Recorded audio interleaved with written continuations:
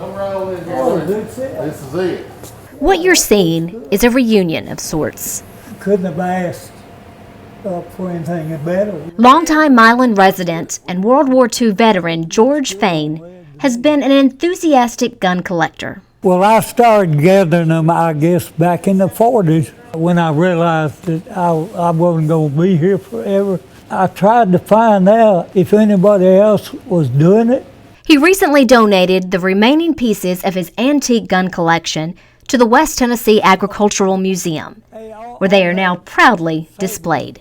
We're real happy to show that we do have these up, and we've got them described, and it's a pretty neat progression of weapons going all the way back to the Civil War times, up through World War I, World War II, Vietnam, and he's got a couple here that he brought back during his service at Iwo Jima back 75 years ago.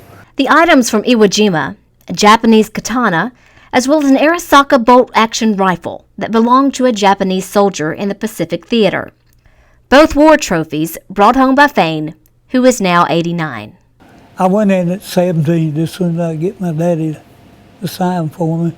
Following his service in the Marines, Fain returned to West Tennessee.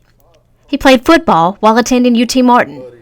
He later spent more than 20 years working at the Milan Wastewater Department and almost 50 years as a member of the National Guard.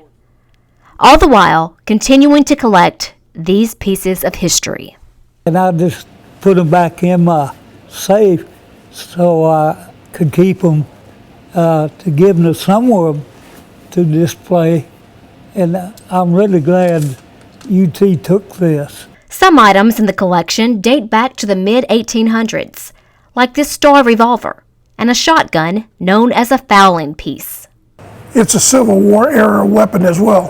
Whether either one of those was used in the war, George wasn't sure, but a lot of people would purchase their own sidearms, such as that pistol, and it very well could have been. Ron Neff is a longtime friend of Fain and has helped him share his story with the museum. And I know there'll be a lot of people in Milan that will enjoy these in the years to come. Hopefully, this will live on like George wanted it to. Veterans of any service, they like to see their old weapons like that. I'm glad I was able to gather them and hold them.